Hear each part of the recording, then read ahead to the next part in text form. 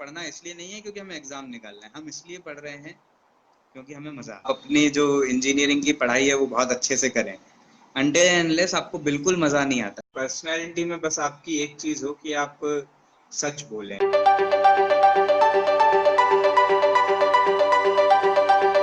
Hello everyone, how have you been?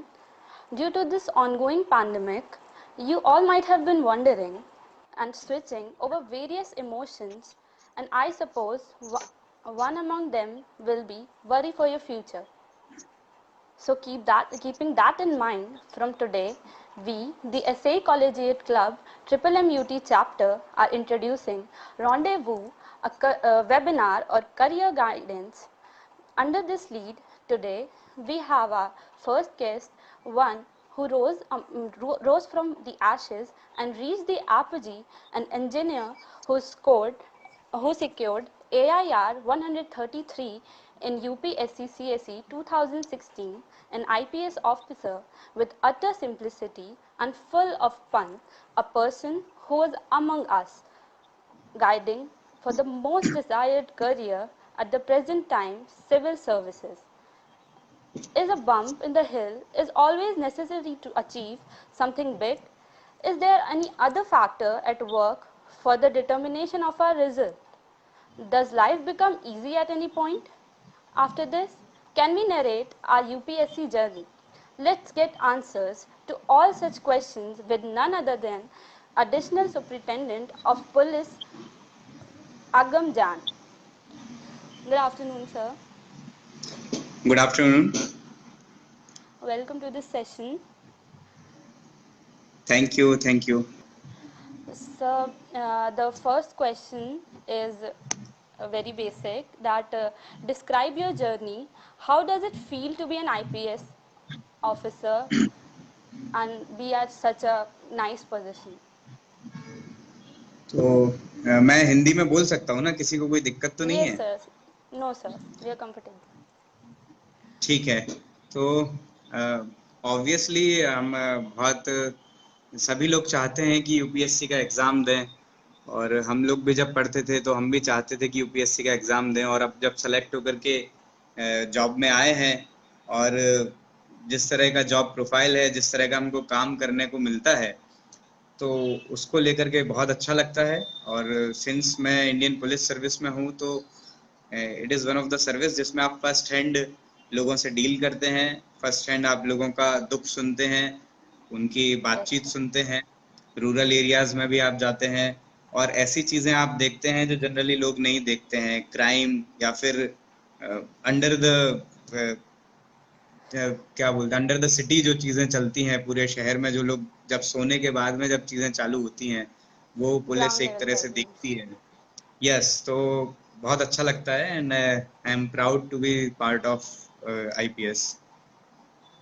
So, can you please describe your journey that from where you started and how did you get through? देखिए, मतलब बहुत interesting journey आप कहेंगे या नहीं कहेंगे I don't know, लेकिन जैसे 10th के बाद सबको बोला जाता है कि आप पीसीएम ले लो, तो उसी तरह Yes, से sir. मैंने भी अपने दोस्तों को देखते हुए कि भाई सभी लोग पीसीएम ले रहे हैं तो हम भी ले लेते हैं, और परसेंटेज इतने खराब तो है नहीं कि हम पीसीएम ना ले पाए। प्लस फिर उस टाइम पे और अभी भी एक जो वर्ड बहुत फेमस है वो रहता है सब लोगों के बीच में, पैकेज, कि पैकेज कितना मिलेगा हमें, आगे जाकर के क्या होगा। तो हम भी यही सोचते थे आईआईटी जाएंगे, फिर आईआईएम जाएंगे, फिर विदेश जाएंगे और अच्छा पैकेज होगा, चारों तरफ पैकेज ही पैकेज होंगे।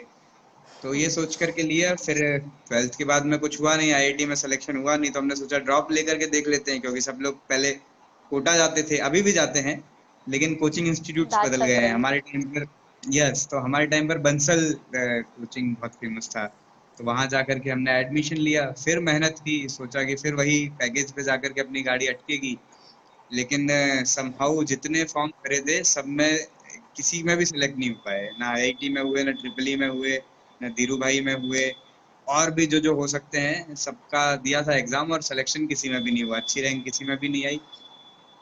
तो अल्टीमेटली मैंने अलीगढ़ का एक यूनिवर्सिटी है, मंगलायतन यूनिवर्सिटी, शायद आप लोगों ने Yes, नाम sir. सुना हो, तो वहाँ Yes, पर sir. मैंने एडमिशन लिया और फिर शुरू किया। देन फर्स्ट ईयर में क्योंकि मैं यूनिवर्सिटी से थोड़ा दूर एक गांव में रहता था, 1.5-2 किलोमीटर दूर, क्योंकि हॉस्टल की फीस ज़्यादा थी। तो गांव के पास में एक इंटीरियर में एक गांव और था जहाँ पर स्कूल नहीं थे, हम लोग वहाँ पढ़ाने जाते थे। तो समहाउ 100-150 लोग से मिलना हुआ, गांव वालों से मिलना हुआ, गांव में लोग कैसे रहते हैं, हमारा रूरल इंडिया या रियल इंडिया जिसको बोले वो कैसा है, वो देखने को मिला। और साइमल्टेनियसली ये भी समझ में आया कि इंजीनियरिंग में ज़्यादा कोई, एटलीस्ट मेरा तो भविष्य नहीं है, मुझे बहुत कुछ आता नहीं है, ज़्यादा क्लास में समझ में आता नहीं था। तो आई डिसाइडेड कि अब मेरे को यूपीएससी की तैयारी करना चाहिए। तो समहाउ सेकेंड ईयर से मैंने तैयारी शुरू की और फिर एग्ज़ाम मतलब फोर्थ ईयर होने के बाद में मैंने अटेम्प्ट दिया और ये मतलब अटेम्प्ट दिया और फिर सिलेक्शन हो गया। Okay. So the inspiration behind your UPSC preparation was कि आपने ग्राउंड लेवल प्रॉब्लम्स देखी वहाँ पे गांव में जहाँ पे आप रहते थे, और that inspired you to pursue देखिए, दैट। कोई कोई एक चीज इंस्पायर नहीं करती है, बहुत सारी चीजें होती हैं। और ओके, इंस्पिरेशन मतलब अंदर से ये भी लगता था कि एक सोशल रिकॉग्निशन होगा, that the job you are inspiration भी थे कि परस्यूइंग यस, इज वन कुछ ऑफ इस द तरह के प्रेस्टिजियस इंस्पिरेशन भी जॉब। थे कि कॉलेज में सब कोई पूछता ही नहीं है, हमारी कोई बकत ही नहीं है मतलब। और रिश्तेदारों में जाओ तो कोई लगता है कि यार अब तो कुछ करना पड़ेगा, नहीं तो ऐसे काम नहीं चलेगा। तो यस, इस तरह से सब मिला करके कम्युलेटिव एक इंस्पिरेशन होता है जो आपको गाइड करता है, किक देता है। That you wanted to make a difference that. अब ऐसा सो भी सर कह सकते नेक्स्ट हैं। Question. Okay, so moving on to the next question. What was your master plan that gave you such a spectacular success? Please tell us about the schedule that you followed. देखिए, different time पे मैंने different schedule follow किया है, लेकिन मैं आपसे पहले पूछना चाहता हूँ कि क्या मेनली हमारे कॉलेज गोइंग स्टूडेंट्स इस लाइफ से जुड़े हुए हैं? Yes, sir. Mainly the students which are, मतलब mainly the students of the college are हाँ, तो मैं आपको पहले joined, कॉलेज का have शेड्यूल joined. बताता हूँ। कॉलेज में मेरा बहुत अच्छा शेड्यूल नहीं था और I will not say anyone to follow the schedule which I followed. लेकिन मैं फिर भी आपको बताता हूँ कि मैं सुबह 9 बजे क्लास में जाता था और सबसे पीछे वाली बेंच पे बैठ करके या तो मैं बुक पढ़ता था अपनी हिस्ट्री की या कॉन्स्टिट्यूशन की, या फिर मैं सो जाता था। मतलब जाते ही मैं सो जाता था, वेट नहीं करता था कि जब टीचर बोर करेंगे तब सोएंगे, बाय डिफॉल्ट जा करके सोना ही है। तो मैं सो जाता था, फिर उसके बाद में मैं एक आध घंटे बाद उठता था, फिर जो सेशन होता था उसको बंक करके मैं वॉलीबॉल खेलने जाता था। और वॉलीबॉल खेल के जब मैं वापस आता था तब तक रेसेस हो जाती थी, मतलब लंच टाइम होता था, तो उसमें मैं लाइब्रेरी जाता था। लाइब्रेरी इंजीनियरिंग कॉलेजेस में कोई नहीं जाता है, पूरी खाली पड़ी रहती है, किसी को कोई मतलब नहीं होता है, सिर्फ एग्जाम टाइम में जाते हैं, वो अपनी सिग्नल की और सिविल इंजीनियर की जो जो भी बुक होती है वो लेके आते हैं, पढ़ के वापस जमा करा देते हैं। तो उस टाइम पे मैं अंदर बैठता था, मैंने बोल बोल करके बहुत सारी मैगजीन मंगाई और वो बहुत पीसफुल, और वो रेसेस का जो टाइम था ना वो मैंने पूरा यूटिलाइज किया। फिर उसके बाद के 2 घंटे जो होते थे, फिर मैं कोशिश करता था कि सोते सोते पीछे बैठ करके कुछ पढ़ लूं। पढ़ने वहां से जब मैं वापस अपने रूम पे आता था शाम को बच्चों को पढ़ाने के बाद में, फिर मैं अपनी पढ़ाई शुरू करता था और रात में 2-3 बजे तक जितना भी हो सकता था कोशिश। So the next question is, when is the right time to start preparing for UPSC and where to begin with? देखिए, एग्जैक्टली कोई राइट टाइम तो कह नहीं सकते हैं, लेकिन आप क्योंकि कॉलेज जाते हैं तो मैं आप सबको यही बोलूंगा कि आप अपनी जो इंजीनियरिंग की पढ़ाई है वो बहुत अच्छे से करें। अनटिल एंड अनलेस आपको बिल्कुल मजा नहीं आता है। मतलब मेरे साथ तो ये था कि यदि मेरे को कोई इलेक्ट्रॉनिक्स कम्युनिकेशन क्योंकि मेरी थी, तो मेरे को यदि कोई सिग्नल के बारे में पढ़ाता था तो मेरे को ट्रैफिक सिग्नल और प्यार का सिग्नल यही दिमाग में घूमता था। जो इलेक्ट्रॉनिक्स के सिग्नल है वो मेरे दिमाग में कभी गए ही नहीं। एसी और डीसी भी मेरे को कभी समझ नहीं आया। और जितने भी लॉ हो सकते हैं इधर उधर के, ओम्स लॉ और पता नहीं क्या क्या होता है, मुझे बिल्कुल समझ नहीं आया। लेकिन मैं आपसे कहूंगा कि आप उसको समझें। यदि आप समझते हैं तो बहुत अच्छी बात है। और फिर उसके बाद में आपको जितना टाइम मिलता है, नो डाउट आपको टाइम मिलेगा, क्योंकि बहुत सारा टाइम ऐसा होता है जो हम कॉलेज गोइंग स्टूडेंट्स सीरीज देखने में, मूवीज देखने में, रात्रि जागरण में वेस्ट कर देते हैं और व्हाट्सएप में चैट करने में वेस्ट कर देते हैं। आप उस टाइम को यूज करके यूपीएससी की तैयारी जरूर शुरू करें। और शुरू एक बार आप कर लेते हैं तो मैं समझता हूँ कि यदि आप थर्ड ईयर से भी शुरू करते हैं तो आप फोर्थ ईयर के बाद में एक यदि साल का ड्रॉप लेंगे तो आप एकदम पक्के हो जाएंगे और आप उसके अगले अटेम्प्ट में एग्जाम निकाल लेंगे। Okay. So the next question is, what smart thing you think that you did while preparing UPSC and that made you stand out of the crowd and secure such a nice rank? Exactly ऐसा कुछ कह नहीं सकते कि क्या smart किया था। यदि मैं फेल हो जाता तो अभी वो सारी चीजें होती कि इतनी बेवकूफी की थी। लेकिन So अपने ओपिनियन में अब बता सकते हैं एग्जैक्टली मैं कि आपको आपको लगा हो बता, कि हाँ। हाँ, तो मुझे एक दो चीजें ये लगती है। एक तो कि अ, पढ़ना तो है, उसका कोई शॉर्टकट नहीं है। कोई भी चीज है उसका शॉर्टकट नहीं है। आपको 101% पढ़ना है और आपको एक अपने दिमाग में चीज क्रिएट करनी पड़ेगी। जैसे मैंने एक ऐसी स्टोरी क्रिएट की थी कि मेरा जो कंपटीशन है वो इंडिया के सबसे तगड़े आदमी से है, इन द सेंस कि वो आईआईटी का भी टॉपर है, आईआईएम का भी टॉपर है, फिर वो यूएस में भी पढ़ के आया। अब उसके साथ मेरे को compete करके एग्जाम निकालना है। इमेजिनरी कॉम्पिटिटर है वो। और मैं ये भी मान करके ओके। चल रहा हूँ कि उसकी कोई गर्लफ्रेंड नहीं है, उसके कोई रिलेशंस नहीं है, वो दिन भर पढ़ रहा है, रात भर पढ़ रहा है और वो खाना भी कम खाता है, सोता भी 2-3 घंटे ही है। अब मेरे को उससे compete करना है तो मेरी क्या स्ट्रेटेजी होगी? यदि मैं अपने आसपास के लोगों से आगे निकल गया हूं तो भी मेरे को ये सोच के चलना है कि नहीं, अभी वो तो पढ़ रहा होगा जो मेरा इमेजिनरी कंपटीटर है। तो उस ओ। कंपटीटर को ध्यान में रखते हुए जितना टाइम यूटिलाइज कर सकते हैं उस टाइम को यूटिलाइज करें। ऐसा आप भी अपने दिमाग में क्रिएट कर सकते हैं। और रुकना नहीं है अनटिल अनलेस आपका जब तक फाइनल रिजल्ट ना आ जाए। कंटिन्यूस आप पढ़ते रहें, पढ़ते रहें। पढ़ना एग्जाम निकालने के लिए नहीं है। देखिएगा कि हमको पढ़ना इसलिए नहीं है क्योंकि हमें एग्जाम निकालना है, हम इसलिए पढ़ रहे हैं क्योंकि हमें मजा आ रहा है। और यदि हमें मजा आएगा तो हम भले ही सेलेक्ट हो ना हो, लेकिन हमको पढ़ाई में इंटरेस्ट बना रहेगा। Okay. So, sir, the next question is, there are questions which are sent from the students of the college itself. So, I'm going to ask one of them. What is the correct approach to read a newspaper with maximum effectiveness? That is for preparing current affairs and everything. देखिए depend करता है। Initially तो जब मैंने पढ़ना शुरू किया था द हिंदू, तो मुझे कुछ भी समझ नहीं आता था, आधी चीजें सर के ऊपर से जाती थी। लेकिन ओवर द पीरियड उस पर ग्रास्प बढ़ती जाती है, आपकी वोकेबलरी अच्छी होती जाती है और आपको समझ में आता है कि वास्तव में क्या पढ़ना चाहिए और क्या चीजें छोड़नी चाहिए। मैं आपको उसमें ये बताऊंगा कि आप सिर्फ एडिटोरियल्स पढ़ें या ऐसी चीजें पढ़ें जहां पर कंसेप्ट हो, ना कि जहां पर पॉलिटिक्स हो। हम लोग क्या करते हैं कि अभी जैसे यदि प्रेजेंट केस देखें तो हम न्यूज़पेपर में किसी का सुसाइड हुआ है तो उसका पूरा डिटेल पढ़ लेंगे। कहीं पे कोरोना के केसेस ज्यादा हैं, कहीं पे कोरोना के केसेस कम है, तो उसमें पॉलिटिक्स लगा करके पूरा देख लेंगे। कहीं सरकार गिर रही है, कहीं पर नहीं गिर रही है, तो वो पूरा पढ़ लेंगे। और किसी का रिटायरमेंट हुआ है तो वो पढ़ लेंगे, लेकिन वो काम का है ही नहीं। काम के हैं कंसेप्ट।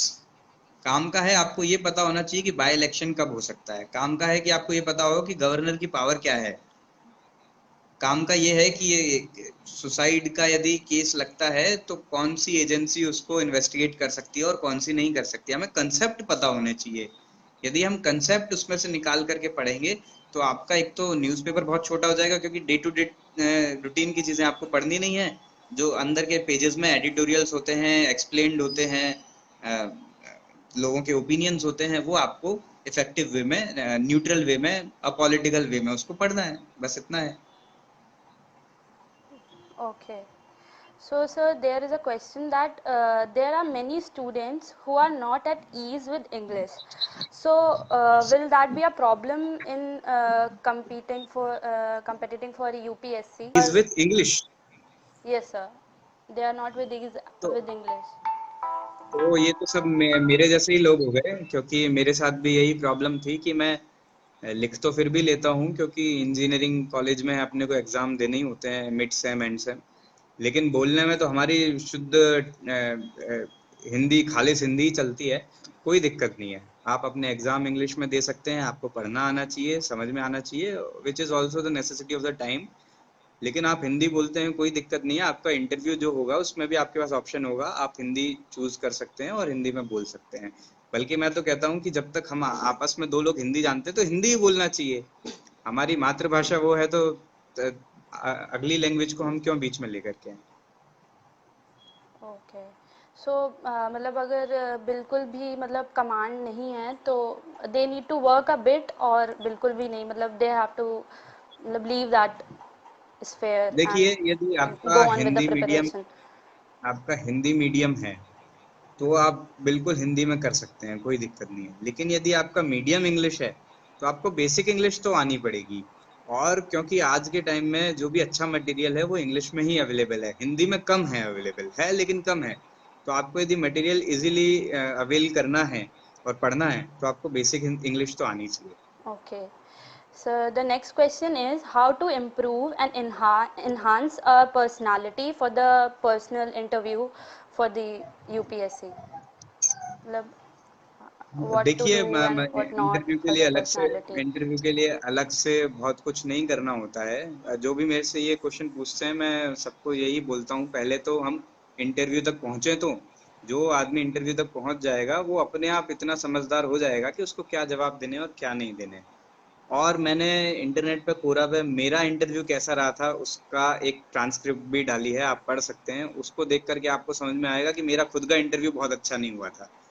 तो कई बार ये चीजें बहुत लक पे भी डिपेंड करती हैं। आप पढ़ करके गए हिस्ट्री और आपसे पूछ लिया पूरा ज्योग्राफी, तो उस तरह की चीजें हो जाती हैं। लेकिन पर्सनैलिटी में बस आपकी एक चीज हो कि आप सच बोलें। यदि आपको जवाब नहीं आता है तो आप हेर फेर ना करें, सच बोलें, इतने में काम हो जाता है। So the next question is the strategy and the difference in the preparation of pre and mains. हाँ, देखिए इसमें थोड़ा सा डिफरेंस है, क्योंकि मेंस में क्या होता है, सब्जेक्टिव है तो आपको आना चाहिए कि आपको क्या लिखना है। प्री में क्या है कि यदि आपको याद नहीं भी है लेकिन आपने ऑप्शन देखे और आपको क्लिक कर गया कि हाँ ये तो मैंने पढ़ा था, उतने में काम हो जाएगा। मेंस में यदि आपको इतना क्लिक किया कि हाँ ये तो मैंने पढ़ा था, काम नहीं होगा। आपको पता होना चाहिए कि मैंने ये पढ़ा था। और अच्छा, दूसरा डिफरेंस ये है कि प्री में हमको थोड़े से फैक्ट्स याद होने चाहिए कि ये 6th सेंचुरी का है या नहीं है। लेकिन यदि आपको मेंस में फैक्ट याद नहीं भी होंगे ना तो भी आप अपने तरकीब से, लॉजिक से उसको ओवरकम कर सकते हो, बाईपास कर सकते हो। जैसे किसी का आंसर है 6th सेंचुरी, तो आपको प्री में तो पता होना चाहिए, नहीं तो आप टिक नहीं लगा पाओगे। लेकिन मेंस में आपको याद नहीं आ रहा है कि 6th था या 7th था, तो आप दोनों लिख सकते हो कि अराउंड 6th और 7th century there was a poet, और ऐसे करके आप उसको टाल सकते हो। तो मेंस में स्ट्रेटेजी थोड़ी सी। Sir, what are your hobbies, and did you spare some time for your hobbies too, or and read only, or you were only stuck to the preparation thing? देखिए, सबके अलग अलग तरीके होते हैं। मेरी हॉबीज तो हैं जिसके बारे में मैं बताऊंगा, लेकिन मैंने जो तैयारी की थी वो मेरा ऐसा था कि मिशन मोड है, ये एक मिशन है जिसको पार करना है। तो उस टाइम तक कोई भी हॉबीज हो, कुछ भी हो, सब छोड़ दिया। मतलब इवन मैं जब दिल्ली गया था, तो जब दिल्ली गया उसके 315 या 20 दिन बाद में प्रीलिम्स था। तो मैं उन दिनों 320-25 दिन तक घर भी नहीं गया, मतलब अराउंड एक साल में घर भी नहीं गया।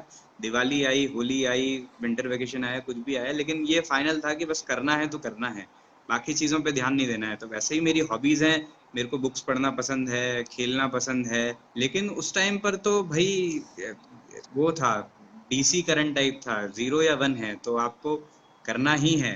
बाकी आप जगह ध्यान नहीं लगा सकते हैं। तो वैसे ही यदि आप लोग एकदम उस मोड में आ गए हैं कि अब आपको नेक्स्ट ईयर अटेम्प्ट देना है, तो आप बस सारी चीजों से मोह माया त्याग करके बढ़िया पढ़ने बैठ जाएं, अपना शेड्यूल बनाएं, और जब सेलेक्ट हो जाए तो उसके बाद में बढ़िया अपनी सारी चीजों का आप यूटिलाइज करें। बल्कि आपको और अच्छे मौके मिलेंगे यदि आप एक बार सेलेक्ट हो गए तो हॉबीज को फॉलो करने के। Yes, sir. So focused रहना चाहिए mainly. यस, और yes. so the next question is how can we manage UPSC preparation along with our engineering syllabus? मतलब पैरेलल देखिए, कैसे वही प्रिपेयर कर सकते हैं? वही मैंने आपको बताया कि रूटीन में मेरे को शायद लगता है कि हमारे कुछ प्रोफेसर्स भी इससे जुड़े हुए हैं, तो वो बुरा ना माने। लेकिन मैं फिर भी ये कहना चाहूँगा कि हमारे जो कॉलेजेस हैं उसमें बहुत ज़्यादा टफ पेपर नहीं आते हैं, रूटीन पेपर आते हैं। तो आप पिछले साल के पेपर देख करके या थोड़ा बहुत क्लास में अच्छे से सुन करके उनको अटेम्प्ट कर सकते हैं। ऐसा नहीं है कि आपको पूरे सेमेस्टर भर आप पढ़ेंगे तभी आप एग्जाम निकाल पाएंगे। ये उन लोगों के लिए है जिनको सिर्फ एग्जाम निकालना है, जिनको उसमें मास्टरी करनी है उन्हें तो नो डाउट एवरीडे पढ़ना ही है, तो आप एग्जाम इजीली निकाल सकते हैं। मैं भी एक आध हफ्ते पहले से शुरू करता था और मेरे डिसेंट मार्क्स आ जाते थे। वही आप भी करेंगे तो उतना हो जाएगा। मीनवाइल आप पूरे सेमेस्टर में इंजीनियरिंग का तो पढ़े ही, लेकिन साथ में हर दिन यदि आप 2-3 घंटे भी निकाल पाते हैं यूपीएससी के लिए, और अलग से नहीं निकालना है कि यार 7 से 10 मिनट टाइम निकाला है, अब मैं आसन लगा करके बैठ गया हूँ और अब मैं तभी उठूंगा जब मेरे 10 बज जाएंगे। अलग से टाइम मत निकालो। आप अपने खेल खेल में मौज मस्ती में ही टाइम निकालो। जैसे यदि आप घर जा रहे हैं तो बस में बैठे बैठे आप आर्टिकल्स पढ़ लो। आप रेसेस है, यदि आपका इंटरवल टाइम है, आप खाने के लिए बैठ रहे हो या फिर कैंटीन में आपने कुछ ऑर्डर किया है, वो आने में टाइम है, उतनी देर में आप कुछ पढ़ लो। ऐसे जो बीच बीच के 5-5 15 मिनट के जो गैप होते हैं आप उनको यूटिलाइज करो। अगला पीरियड शुरू हो रहा है लेकिन टीचर नहीं आए हैं, उस 15 मिनट में आप कुछ पढ़ लो, बुक निकाल करके नोट्स बना लो। ऐसे छोटे छोटे न्यूज़पेपर आप देख लो, न्यूज़पेपर तो अखबार की तरह ही देखना है, उसमें कुछ अलग थोड़ी है, पढ़ना है तो पढ़ना है बस। ओके, तो तो बिल्कुल वैसे आप भी उसको करेंगे तो आपका इजीली हो प्रेशर जाएगा। में नहीं लेना है। नहीं नहीं, इंजीनियरिंग टाइम में आपको बिल्कुल प्रेशर में नहीं लेना है, धीरे धीरे आप उसको बिल्डअप करें 3rd ईयर से, और 4th ईयर में आते आते आप पक्के हो जाएंगे। फिर 4th ईयर के बाद आप 1 साल ड्रॉप लें तो आपका आराम से हो जाएगा। Okay, so here's the next question. How to choose your optional subject wisely, and what level of knowledge is required to score a good score in optional exam? देखिए, Optional paper. ऑप्शनल आप उसको choose कीजिए जिसमें आपको interest हो। मैं आपको अपनी घटना बता सकता हूँ कि मेरा बैकग्राउंड था इलेक्ट्रॉनिक्स कम्युनिकेशन, और उसमें मुझे आता कुछ भी नहीं था। तो मैं तो वैसे ही कुछ भी चूज करने लायक नहीं रहा। मैंने दिल्ली जा करके देखा कि हिंदी के बीए वाला हिंदी चूज कर रहा है, मैथ्स से जो करके आया है वो मैथ्स चूज कर रहा है, ज्योग्राफी वाला ज्योग्राफी कर रहा है, और इलेक्ट्रॉनिक्स कम्युनिकेशन वाला इलेक्ट्रॉनिक्स कम्युनिकेशन कर ही नहीं पा रहा है। तो फिर समहाउ मेरे को लगा कि यार मेरे को तो और एक्स्ट्रा मेहनत करनी पड़ेगी। तो मैंने तो अपना ऑप्शनल इस हिसाब से चूज किया कि भाई मेरे को कम मेहनत में ज्यादा रिजल्ट किस में मिल सकता है। तो लोगों से पूछने पे मुझे पता चला कि हिंदी और हिस्ट्री जो है तुम्हारे लायक है, जिसमें तुम कुछ कर पाओगे। हिंदी में सोच रहा था कि मैं ले लूं, लेकिन मुझे लगा कि हिंदी मेरी बातचीत करने वाली तो अच्छी है, गप्पे मारने में तो ठीक है, लेकिन लिखने में पता नहीं अच्छी है या नहीं है। तो फिर बात आई हिस्ट्री पे। अब हिस्ट्री पे भी कुछ डाउट थे कि इतनी डेट्स कौन याद करेगा, इतने लोगों के नाम कौन याद रखेगा। लेकिन मुझे एक सीनियर ने एक चीज बताई कि देखो, कोई भी ऑप्शनल ऐसा नहीं है जिसमें कोई ना कोई चीज हार्ड ना हो। हर ऑप्शनल में एक ना एक चीज हार्ड होगी और हर में एक ना एक चीज इजी होगी। जैसे हिस्ट्री में इजी ये था कि उसका सिलेबस जो स्टैटिक है, जो हो गया है वो हो गया है। अब ऐसा नहीं है कि गांधी जी फिर से आ जाएंगे। लेकिन कुछ सब्जेक्ट्स ऐसे हैं कि जिसमें आपको डायनेमिक सब सिलेबस है। तो अल्टीमेटली पॉजिटिव नेगेटिव डिसाइड करते हुए, इंटरेस्ट के हिसाब से डिसाइड करते हुए, मैंने सोचा कि हिस्ट्री ले लेता हूँ। तो मैं आपको भी यही सजेस्ट करूंगा कि पॉजिटिव नेगेटिव डिसाइड करते हुए, इंटरेस्ट अपना देखते हुए एक सब्जेक्ट ले लो। कुछ ना कुछ उसमें नेगेटिव होगा, लेकिन आप उसको हटा नहीं सकते, उसको ही तो ओवरकम करना है। एकदम ही इजी हो जाएगा सब्जेक्ट तो फिर यूपीएससी का यूपीएससी रहने का थोड़ा वैल्यू तो रहनी चाहिए ना उसकी भी। Yes, sir. So the areas that we need to improve for preparing the optional part is, वो भी बता दीजिए। डिपेंड करता है। देखिए, यदि जैसे मेरा ऑप्शनल था हिस्ट्री थे, तो अब मेरे को मैप की भी तैयारी करनी है, बहुत सारे हिस्टोरियंस को पढ़ना है, कुछ लेफ्टिस्ट होते हैं, कुछ होते हैं, तो उनको पढ़ना है, उस हिसाब से लिखना है। लेकिन यदि आप पॉलिटिकल साइंस लेते हैं, पब्लिक एडमिनिस्ट्रेशन लेते हैं, तो उसकी अलग स्ट्रेटेजी है। सब ऑप्शनल्स की जो स्ट्रेटेजी है, डिफरेंट टॉपर्स ने इंटरनेट पे डाली है, इंटरनेट पे बहुत इजीली अवेलेबल है। आप किसी भी एक टॉपर की स्ट्रेटेजी को फॉलो करें और उसके हिसाब से अपनी स्ट्रेटेजी डिफाइन करें। इसी के साथ मैं एक चीज और कहना चाहूंगा कि आप बहुत ज्यादा टॉपर्स के पीछे भी ना भागे कि भाई इन्होंने तो ऐसा कहा है, लेकिन उन्होंने ऐसा कहा है, इस साल के फर्स्ट रैंकर ने ऐसा कहा है, सेकंड रैंकर ने ऐसा कहा है। सबकी अलग अलग स्ट्रेटेजी होती है और सब सेलेक्ट होते हैं। जॉब करते करते भी होते हैं, नहीं करते हुए भी होते हैं। आईआईटी वाले भी होते हैं, नहीं भी होते हैं। सेकंड ईयर कॉलेज वाले भी होते हैं, नहीं होते हैं। सब तरह का है। अभी इस साल तो आपने पढ़ा होगा कि एक जो है वो मॉडल भी थी और सेलेक्ट भी हो गई। तो हर व्यक्ति सेलेक्ट हो सकता है, कोई इसमें रूल नहीं है कि ऐसा करेंगे तो ही होंगे। तो आप एक दो टॉपर को फॉलो करें, उनकी स्ट्रेटेजी देखें और उसके हिसाब से अपनी खुद की डिफाइन करें। हर आदमी को फॉलो करने के चक्कर में उसमें वेब में ना फंस जाए। ओके, तो we should take the key takeaways so that जो हमें जेन्युइनली हेल्प करेंगे। मतलब. Yes. So the next question is, during your preparation time, were you active on social media? And do you think social media is a news generator and will be beneficial for an UPSC aspirant? देखिए हमारे time में, क्योंकि उस time पे मैं around 2014 की बात कर रहा हूँ, तो सोशल मीडिया थी तो, लेकिन इतनी खतरनाक नहीं थी जितनी आज के समय में है। तो मैं एक्टिव था मोस्ट प्रोबेबली शायद फेसबुक पर, और आप देख भी सकते हैं क्योंकि उस टाइम की टाइमलाइन होगी, लेकिन बहुत ज़्यादा एक्टिव नहीं था। थोड़े बहुत मैं कमेंट्स करता था, इधर-उधर की चीज़ें, सटायर लिखता था और पोयम वगैरह भी लिखता था, लेकिन वो बहुत रेयर था। और जैसे-जैसे एग्ज़ाम अप्रोच किया वैसे-वैसे वो कम होता गया। मतलब 2015 का यदि मैंने अटेम्प्ट दिया है तो 15 अप्रोच होते-होते तो वो बहुत ज़ीरो हो गया था। तो वो धीरे-धीरे आपकी जितना-जितना आप प्रिपेयर करते जाओगे उतना आता जाएगा। सोशल मीडिया का एक एडवांटेज है, लेकिन वो ये है कि आपका ये माइंड थोड़ा-सा जो स्ट्रेस होता है उसको रिलीज करता है, लेकिन डिपेंड करता है कि आप उसको कैसे यूज कर रहे हैं। तो लाइक जब मैं एकदम टिपिकल स्टडी मोड में था, तो मैं 2-2 3-3 घंटे जब पढ़ता था एक सिटिंग में, तो मैं 20-25 मिनट पढ़ता था, फिर उसके बाद में 5 मिनट फेसबुक खोल के देखता था, तो थोड़ा मुझे अच्छा लगता था।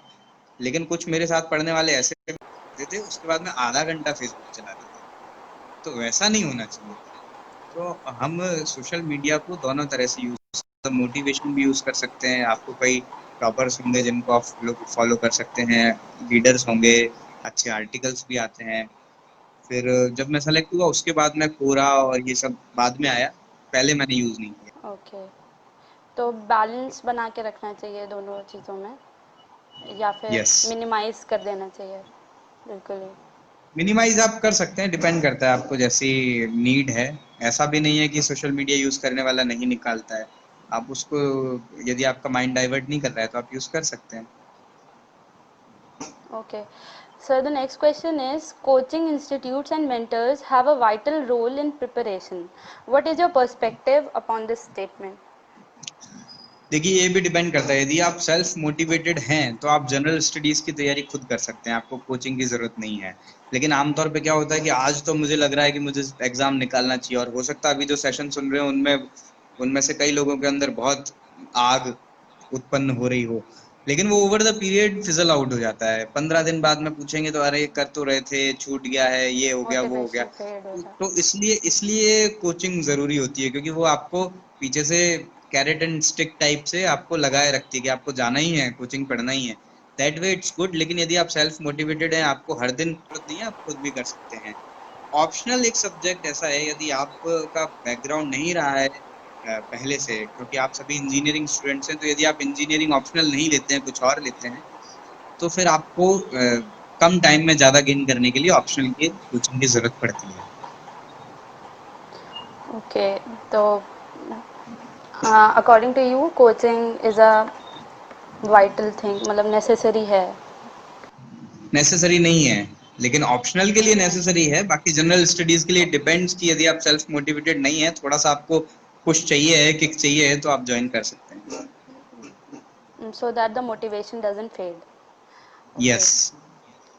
So the next question is, do you remember any interesting moment from your training period, and how was the experience?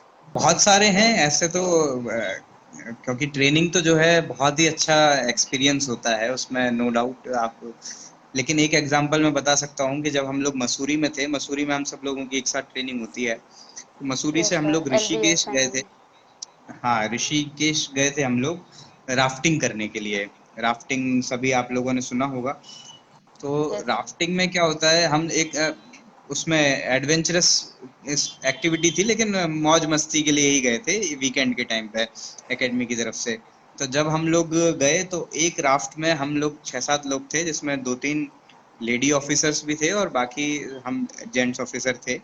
तो बीच में जब हम पहुंचते हैं गंगा नदी में, तो वो नदी में गिरा भी देते हैं, खुद भी हम लोग गिर जाते हैं कि चलो मजा आ रहा है, लाइफ जैकेट तो पहने हुए हैं ही। तो हम लोग गिर गए नदी में। थोड़ी देर आगे जाने के बाद में उन्होंने बोला कि अब ऊपर चढ़ने का आपका टाइम हो गया है, तो हम एक एक करके सब लोग ऊपर चढ़ने लगे। लेकिन उसमें से एक ऑफिसर ऐसा था कि जो ऊपर ही नहीं चढ़ रहा था। तो उसको बार बार हम लोगों ने भी खींचने की कोशिश की, लेकिन वो विलिंग ही नहीं लग रहा था, वो खुद ही ऊपर नहीं चढ़ रहा था। तो हमने कहा भाई ऊपर तो चढ़ना ही पड़ेगा ना, थोड़ी तुम नदी में बहते बहते बंगाल तक पहुंच जाओगे। तो वो बार बार मना कर दे रहा था। फिर बाद में कोई एक जो जेंट्स थे वो पास में गए, उसके पूछा भाई क्यों नहीं चढ़ रहे ऊपर, तो उसने बताया कि यार वो जब नदी में कूदे तो उसका जो लोअर था वो निकल के नदी में बह गया। तो अब वो ऊपर चढ़े कैसे, उसमें बड़ी दिक्कत है। तो फिर समहाउ हम लोगों ने जैकेट पहन रखी थी, जैकेट उतार करके उसको दी, उसने नदी के अंदर ही अ, बांधी उसको, एक तरह से लुंगी की तरह उसको बनाया, और फिर वो ऊपर चढ़ा। तो ये एक one of the interesting incidents था जिसको याद करके हम लोग आज तक हंसते हैं। So, next question is what exactly, according to you, is the right strategy to prepare for essay writing? देखिए ऐसे के लिए कोई अलग से स्ट्रेटेजी अभी से आपको बनाने की जरूरत नहीं है। मेरे हिसाब से अभी जो आप कर सकते हैं, आप अपने आंसर राइटिंग पे ध्यान दें। पहले तो पढ़ें, पढ़ करके आपका कंटेंट अपने आप इतना ज्यादा हो जाएगा कि आप आंसर्स लिखने लगेंगे। जब आप आंसर लिखने लगेंगे तो ओवर द पीरियड आपका इतना कंटेंट डेवलप होता जाता है कि कोई भी टॉपिक यदि आपका जनरल स्टडीज से रिलेटेड आता है तो आप उस पर 2-3 हज़ार वर्ड लिख सकते हैं। तो ऐसे राइटिंग का सही टाइम शुरू करने का होता है प्रीलिम्स के बाद में। तो आप अभी तो मेरे हिसाब से प्रीलिम्स और आंसर राइटिंग की तैयारी करें, उसके बाद में जब मौका आएगा तो आप अपने आप बेसिक एट्रीब्यूट सीख जाएंगे, और जो थोड़ा बहुत होता है वो आप ऑनलाइन यदि देखेंगे तो आपको मिल जाएगा कि किस तरह से लिखना है। So, the next question is tell us something about your hobbies and how are they going to help to reduce the pressure during the preparation? देखिए जैसे मैंने अभी बताया, एक तो मैं खेलता हूँ, तो Yes, जब sir. भी मेरे को मौका मिलता है तो मैं खेलने चला जाता हूँ। हालांकि इस जॉब में थोड़ा सा कम टाइम मिल पाता है, लेकिन जब भी मौका होता है तो मैं खेलता हूँ, क्योंकि उस टाइम पे हम बाकी चीजें भूल जाते हैं। यदि आप बैडमिंटन खेल रहे हैं तो आपका ध्यान सिर्फ शटल पे है, यदि आप टेनिस खेल रहे हैं तो आपका ध्यान सिर्फ बॉल को हिट करने पे है, आप वॉलीबॉल खेल रहे हैं तो आपको कैसे भी स्मैश मारना है या डिफेंस करना है। तो आप बाकी चीजें भूल जाते हो, आपका कि रिश्तेदार क्या सोच रहे हैं, कौन गाली दे रहा है, क्या हो रहा है, उन सब चीजों से आपका दिमाग हट जाता है। दूसरा मेरे को जो पसंद है वो है रीडिंग। तो रीडिंग में मैं कोई ना कोई ऐसी बुक निकालता हूँ जिससे कि नॉन फिक्शन हो तो हमें कोई ना कोई नॉलेज एनहेंसर हो। तो उसमें हमको ऑलरेडी थोड़ा सा क्या बोलते हैं, काम डाउन होना चाहिए, तब वो रीडिंग वाली जो हॉबी है अपने को हेल्प करती है। और आजकल तो मैं कभी कभी यदि बहुत थक हार करके घर जाते हैं तो मैं कोशिश करता हूँ कि कोई सीरीज देख लेता हूँ, छोटी मोटी जो कॉमेडी वाली हो। जैसे कि पहले अभी मैं एक यस मिनिस्टर नाम से प्राइम पे है, अमेजन पे, वो देख रहा हूँ। उसके पहले पंचायत भी शायद आई थी, वो थोड़ी बहुत देखी है। टीवीएफ के कुछ छोटे मोटे जो हैं वो उस तरह के मैं देख लेता हूँ। Okay. So, the next question is uh, लेकिन इसमें मैं visit. एक चीज कहना चाहूंगा कि जो लोग Yes, अभी sir. तैयारी कर रहे हैं वो ये इन सीरीज को देखने की बजाय अपना जो लेजर टाइम है उसमें भी अच्छी सीरीज देखें, जो मैं यूपीएससी के पहले करता था। संविधान है, प्रधानमंत्री है, भी है, और हमें देखने में मजा भी आता है। फ्रेंच रिवॉल्यूशन पे डॉक्यूमेंट्री है, इन्वायरमेंट पे डॉक्यूमेंट्री है, अलग अलग तरह Yes, की sir. डॉक्यूमेंट्री है, आप उनको देखें। तो वो आपको दोनों तरह से हेल्प करेगी। आपका नेक्स्ट क्वेश्चन।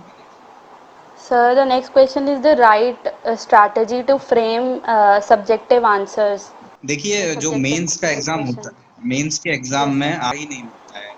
आपकी वर्ड लिमिट भी छोटी है, आपके पास में टाइम भी कम है, आपको नेक्स्ट क्वेश्चन पे जाना है। तो हम पहले Yes, इंट्रोडक्शन sir. लिखेंगे, एंड में कंक्लूड करेंगे, ऐसा नहीं होता है। यदि क्वेश्चन पूछा है वाई, तो उस वाई के क्या 10 पॉइंट हैं, आप सीधे वो लिखें और आगे बढ़ें। टू द पॉइंट आप लिखते जाएं। उसमें जैसे हम स्कूल में लिखते हैं वैसे लिखने की जरूरत नहीं है।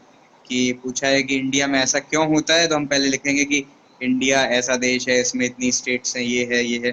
कि शुरू की डिटेल लिखने की जरूरत नहीं है। क्यों होता है तो आप पहली लाइन से ही, पहले वर्ड से ही क्यों के बारे में लिखें, और एंड में आकर के उसको खत्म कर दें।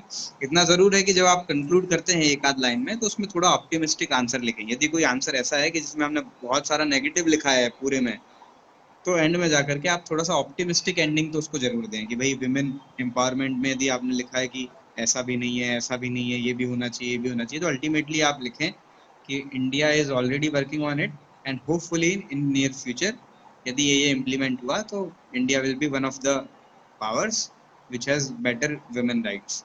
इस तरह से करके आप उसको खत्म कर सकते हैं।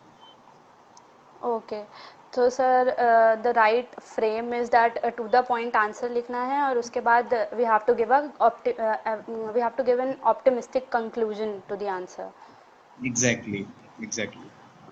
Okay, so the question is right here. How to prepare for GS4 and with what mindset? GS4 जो होता है वो एथिक्स का पेपर होता है, तो एथिक्स के Yes, लिए sir. देखिए आपको अलग से कोई प्रिपरेशन करने की जरूरत नहीं है।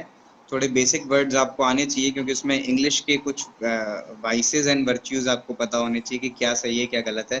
पता चला कि आपका इंग्लिश मीडियम में पेपर है, आपके दिमाग में आ भी रहा है कि कर्तव्य निष्ठा लिखना है या फिर ईमानदारी लिखना है, लेकिन उसको इंग्लिश में आप फ्रेम नहीं कर पा रहे हैं, तो दिक्कत हो जाती है। उतना आपको आना चाहिए, और बाकी आप अपने आप को ये सोच करके देखें कि आप किसी पोजीशन पे होते तो आप कैसे करते। उसमें अधिकतर क्वेश्चन केस स्टडीज के होते हैं, तो केस स्टडी का आपको जवाब देना आना चाहिए। उसमें बस मैं इतना बोलूंगा कि केस स्टडी में दो तरीके से जवाब देते हैं। पहला ये होता है कि हम सीधे लिख दें कि ये राइट है और मैं ऐसा करूंगा। दूसरा तरीका ये होता है कि आप सारी पॉसिबिलिटीज लिखें, कि एक पॉसिबिलिटी ये है कि मैं करप्शन कर लूं, एक पॉसिबिलिटी ये है कि मैं हट जाऊं, एक ये है कि मैं करप्शन ना करूं, एक ये है कि मैं ना करूं लेकिन उसको इस तरह से घुमाऊं कि उसे पता भी ना चले। आप हर पॉसिबिलिटी एक्सप्लोर करें और उसका आंसर लिख करके लास्ट लाइन में लिखें कि if I will be there I will do this. तो सामने वाले को पता चलेगा कि देखो इतनी पॉसिबिलिटीज हैं, और जो लिख रहा है आंसर उसे पता है कि इसमें से सही को चूज करना है। So the question is the topics that are asked in the essay writing paper. The they cover a very broad spectrum. So how to frame the essay in a perfect way so that it stands out? देखिए, ऐसे में जैसा मैंने बताया है कि जैसे जैसे आप पढ़ते जाएंगे आप स्पेक्ट्रम अपने आप कैच करते जाएंगे।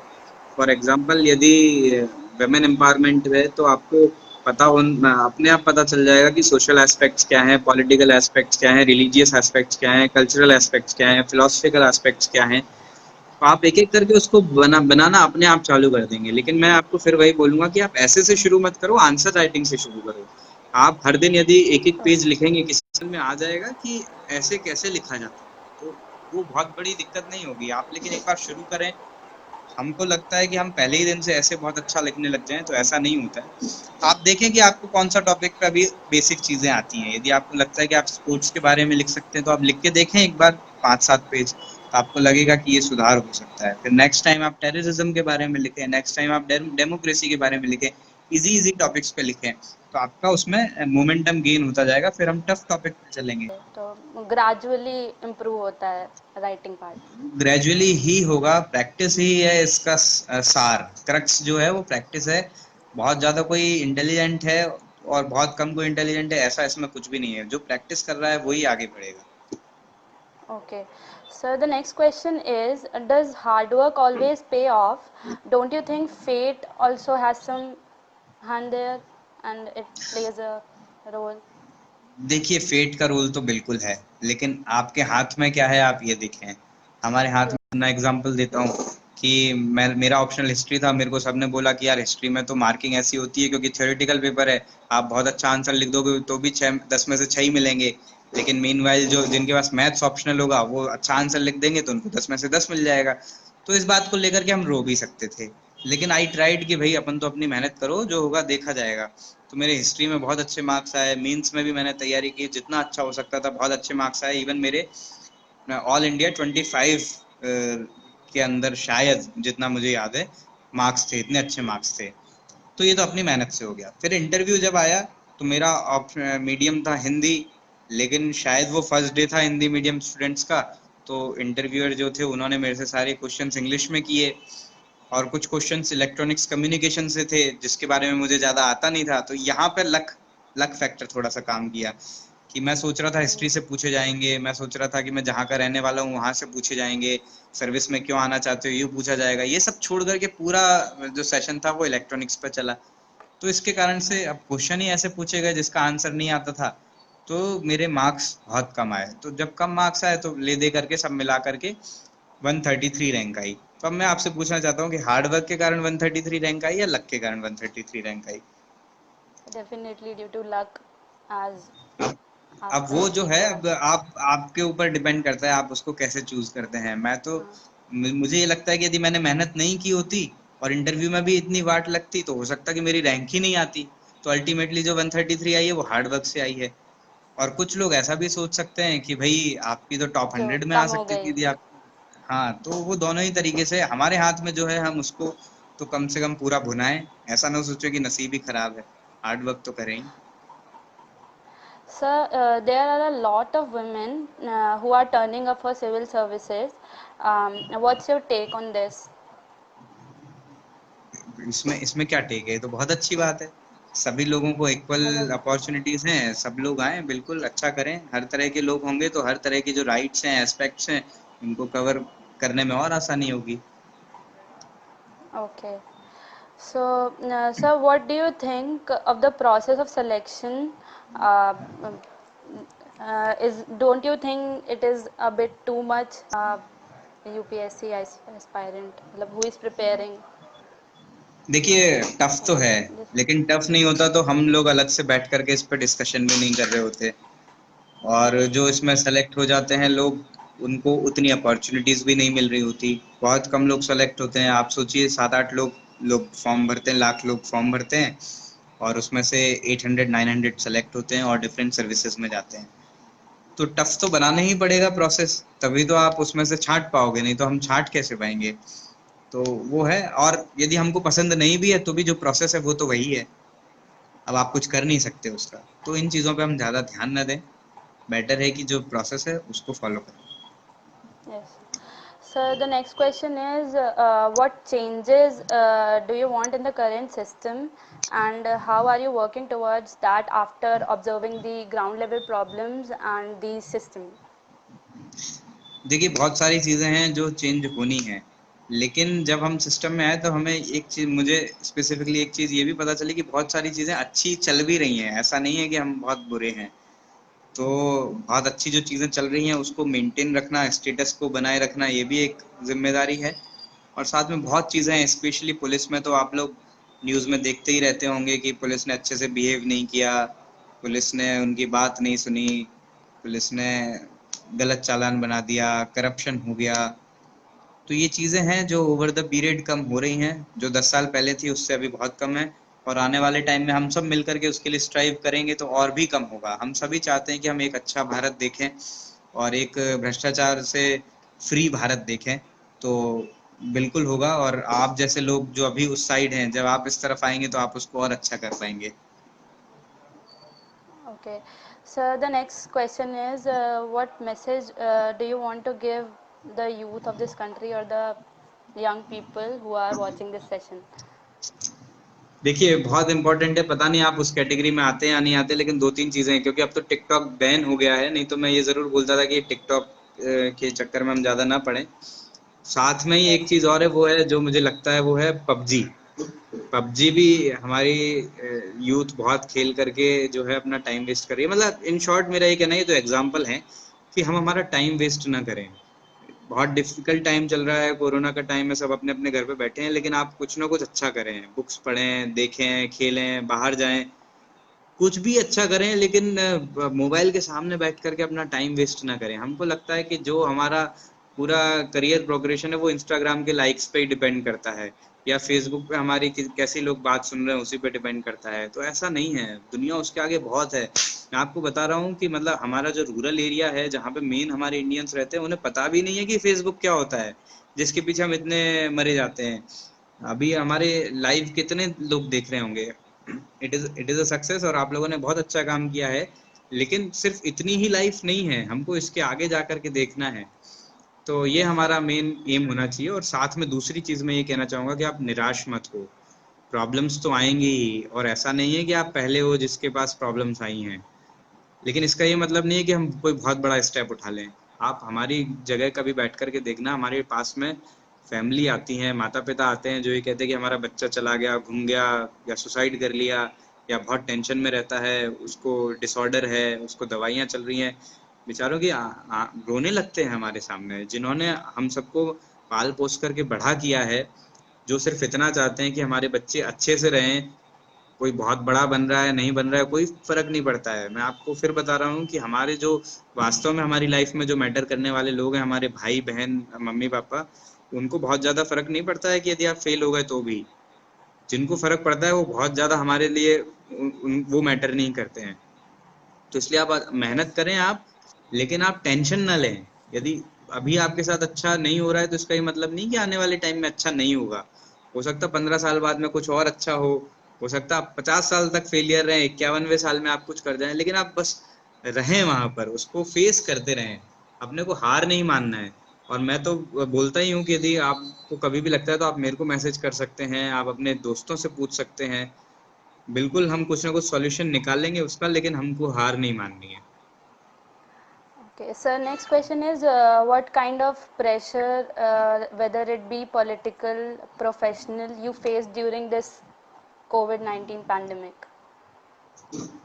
कोविड 19 में तो इतना कोई प्रेशर नहीं है, क्योंकि सब अपने अपने घर में हैं, सबको लगता है कि अपनी जान बचा ली जाए, वो ज्यादा अच्छा है। और सब हमारे सपोर्ट में है, क्योंकि सबको पता है कि पुलिस जो है वो अपने स्वार्थ के लिए काम नहीं कर रही है, वो सबके लिए काम कर रही है। स्पेशली मैंने जो देखा है, हमारी टीम रात में भी खड़ी है, दिन में भी खड़ी है। अभी तो फियर फिर भी कम हो गया। इनिशियल पीरियड में जब आप सोचो, जब हमारी सिटी में फर्स्ट कोरोना पेशेंट आया था, सब लोग अंदर थे, पूरा लॉकडाउन था, लेकिन पुलिस बाहर थी, हम लोग बाहर जाते थे। Yes, sir. और उस टाइम सिचुएशन अलग थी, हम इतना ना डरे, लेकिन अपने घर वाले तो कहते ही थे कि ध्यान रखना और ये करना, कुछ हो ना जाए। तो अंदर से अपने को भी लगता था यार कि हम हो गए कोई बात नहीं, लेकिन हमारे कारण हमारे घर वाले हो गए तो हम क्या जवाब देंगे। तो थोड़ा सा, और बल्कि हम तो यंग हैं तो इतना प्रॉब्लम नहीं है, लेकिन मेरी जो पूरी टीम है, कई रिटायर होने वाले हैं, कई ऐसे लोग हैं जो बाद में जाकर के पॉजिटिव भी हुए। इवन अभी भी हमारी टीम में 50+ लोग ऐसे हैं जो पॉजिटिव हो गए हैं और रिकवर भी हो गए हैं। तो डर रहता था। लेकिन आपका जो क्वेश्चन है पॉलिटिकल प्रेशर का, रूटीन में प्रेशर हम उसको नहीं कहेंगे, लेकिन लोगों से बातचीत होती रहती है। They are also public representative, वो चुन करके आए हैं। लोग उनको ज्यादा जानते हैं हमसे, क्योंकि हम तो एक आध साल के लिए आते हैं, 2 साल के लिए, वो यहीं रहते हैं। तो कोई भी प्रॉब्लम होती है तो लोग हमारे पास भी आते हैं, लेकिन उनके पास भी जाते हैं कि भैया, चाचा, दादा, ऐसा हो गया है, कुछ करें। तो उन लोगों के लिए फिर वो लोग हमें फोन लगाते हैं कि आप ये देख लें, सही है तो बढ़िया है, वेल एंड गुड। और हम लोग भी यही कोशिश करते हैं कि अच्छा है तो हो जाए, उनके कहने से हो, हमारे कहने से हो जाए। और यदि जेन्युइन काम नहीं है तो हम भी मना कर देते हैं, और वो भी समझ जाते हैं कि भैया जेन्युइन नहीं है, ये काम नहीं हो पाएगा। तो रूटीन में जैसा हम मूवीज में देखते हैं कि भैया वो करवाते हैं, या नहीं तो ट्रांसफर करवा देंगे, ऐसा करवा देंगे, फैमिली पे हमला कर देंगे, गंगा जल रूटीन में नहीं चलती है। तो वो आमतौर पे अच्छा ही होता है, कोई ऐसी दिक्कत नहीं आती। अच्छा sir, the last question is, उसके बाद हम कमेंट्स से क्वेश्चंस ले लेंगे. Will put up the question from the comment section. Sir, the next last question from our side is, success का प्लान सबके पास है, लेकिन अगर फेलियर से कैसे डील करें इसके बारे में कोई बात नहीं करता.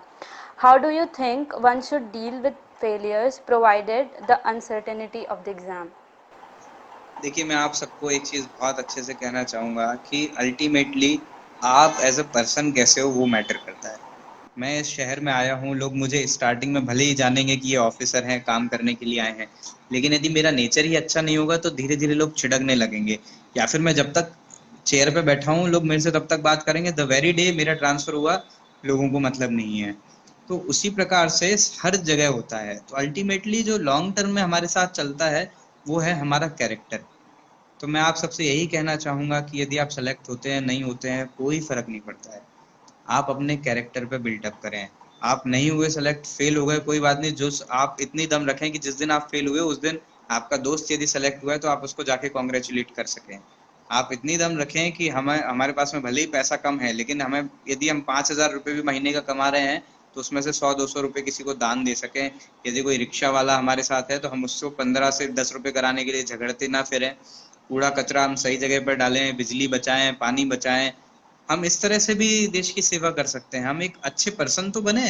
हम क्यों ये चाहते कि हमें कोई पोस्ट दे दो या कुछ, वो तो जिसका जितना लक होगा और जितनी जो मेहनत करेगा उसको उस हिसाब से मिल जाएगा। लेकिन हमारा कैरेक्टर बिल्डअप करना हमारे हाथ में है, और वही आगे हमारे साथ जाएगा। गांधी जी जो थे वो किस पोस्ट पे थे जिसके कारण लोग उन्हें पूछते थे? वो तो कोई आईएएस नहीं थे, आईपीएस नहीं थे, लेकिन उन्होंने एक अपना कैरेक्टर बिल्टअप किया कि भाई मैं देश के लिए काम करूंगा और मैं अच्छा काम करूंगा। उनके साथ में और भी लोग थे, नाम कम हुआ इतना फर्क नहीं पड़ता। विनोबा भावे थे या फिर अन्य भी बहुत सारे लोग हुए हैं जिन्होंने बहुत अच्छे अच्छे काम किए। हम अच्छा बनने की कोशिश करें ना। हम जो बचपन से एक लाइन सुनते आए हैं कि हम न सोचें हमें क्या मिला है, हम ये सोचें किया क्या है अर्पण, तो हम उस पर ध्यान क्यों नहीं देते हैं। हमें ये सोचना है कि हम कितनी भी गिरी बुरी घटिया कंडीशन में हों, लेकिन हमको दूसरे की हेल्प करना है। ओवर द पीरियड आप देखेंगे कि आपके साथ हेल्प होना शुरू हो जाएगी, या फिर आप जहां जाएंगे आपको हंसते हुए चेहरे मिलना शुरू हो जाएंगे। आपके घर वाले, आपके साथ में रहने वाले बहुत खुश रहेंगे, आपको कोई परेशानी नहीं होगी। क्योंकि हम ये क्यों चाहते हैं कि कोई हमें आकर के खुश करे, हम दूसरों की खुशी में कारण बने। हमें ऐसा होना चाहिए। हम क्यों ये चाहते हैं कि हम डिप्रेशन में हमें कोई आकर के सही करे, हम दूसरों का डिप्रेशन दूर करने में कोशिश करें। हम ये क्यों चाहते हैं कि हम आईएएस आईपीएस बन जाए, बहुत अच्छी बात है, मैं ये नहीं बोल रहा कि नहीं बने, लेकिन हम ऐसा बने कि जिसकी जरूरत आईएएस आईपीएस को भी पड़े, तो हम अच्छा आदमी बने।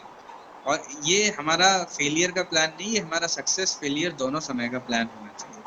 हम ये आप मान करके चलें कि हम इतना तो 100% अपनी लाइफ में कमा लेंगे कि हम अपने को और अपनी फैमिली को अच्छे से रख पाएंगे। मैं भी भूखा ना रहूं, साधु ना भूखा जाए, इतना आप 100% कर लोगे, ये मेरी गारंटी है। तो जब हम इतना कर लेंगे तो हम अच्छे आदमी बने रहे। थोड़ा बहुत कोई ऊपर पहुंच सकता है, कोई नहीं पहुंच सकता है। मैं यहाँ पे पहुंच गया, मेरे कुछ फ्रेंड्स ऐसे हैं जो उस टाइम पे मेरे साथ पढ़ते थे, कि जो अभी भी एग्जाम्स दे रहे हैं, कुछ सेलेक्ट नहीं हुए हैं, कुछ हो गए हैं, कुछ कहीं पर हैं, कुछ कहीं पर हैं।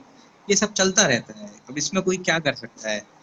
लेकिन हम एक अच्छे आदमी बने रहे, अल्टीमेटली यही मैटर है। Okay, so one should focus on becoming a better person first, then think about the success. बिल्कुल। Okay. Short strategy for the short period of time वो भी पूछा जा रहा है कमेंट्स में, तो वो बता दीजिए मतलब। लास्ट में आप सबसे यही बोलूंगा कि एक तो ये जो आपने सेशन रखा है बहुत अच्छा सेशन रखा है, आप लोग इस तरह से रखते रहे। मेरी आपको कभी thank you personally sir. Help लगती है तो आप जरूर मेरे से कोऑर्डिनेट कर सकते हैं, बात कर सकते हैं, फॉर श्योर। इंटरनेट के थ्रू जो भी माध्यम है। लेकिन मैं आपसे यही बोलूंगा कि हम कोशिश करें कि हमें दूसरे की जरूरत ना पड़े। हमारा सबसे बड़ा जो टीचर है वो हम खुद हैं। हम जो अपने आप को समझा सकते हैं वो कोई और हमें नहीं समझा सकता है। तो आप थोड़ी देर हर दिन 5 मिनट अपने लिए निकालें। रूम में बैठे यस हैं, सर। कहीं बाहर जाकर के बैठे हैं, गार्डन में बैठे हैं, शांति से बैठे हैं 5 मिनट और सोचें कि हम प्रिविलेज्ड ऑलरेडी कितने हैं। हमारे हाथ पैर काम कर रहे हैं, आंख नाक कान काम कर रहे हैं, तो हम ऑलरेडी बहुत प्रिविलेज्ड हैं। अब इससे ज्यादा हमें क्या प्रिविलेज चाहिए। हम क्या मांगते ही रहेंगे या हम कभी किसी को देंगे भी। तो वो जो देने वाला अपना जो रूप है उसको सामने निकाल करके लाएं, लोगों से अच्छे से बात करें, खुश रहें, मौज मस्ती में रहें। अच्छा ही होगा आपके साथ, नो डाउट 100% अच्छा होगा। और कभी मैं आपसे मिलूंगा या नहीं भी मिलूंगा, कहीं मैं आप लोगों के बारे में सुनूंगा तो मुझे भी अच्छा लगेगा कि कभी मैं आप लोगों से इंटरेक्ट किया था। Thank you. Yes. Thank you for sparing some time from a busy schedule and for coming at our platform. We are extremely grateful to you. Okay, thank you. Thank you, sir.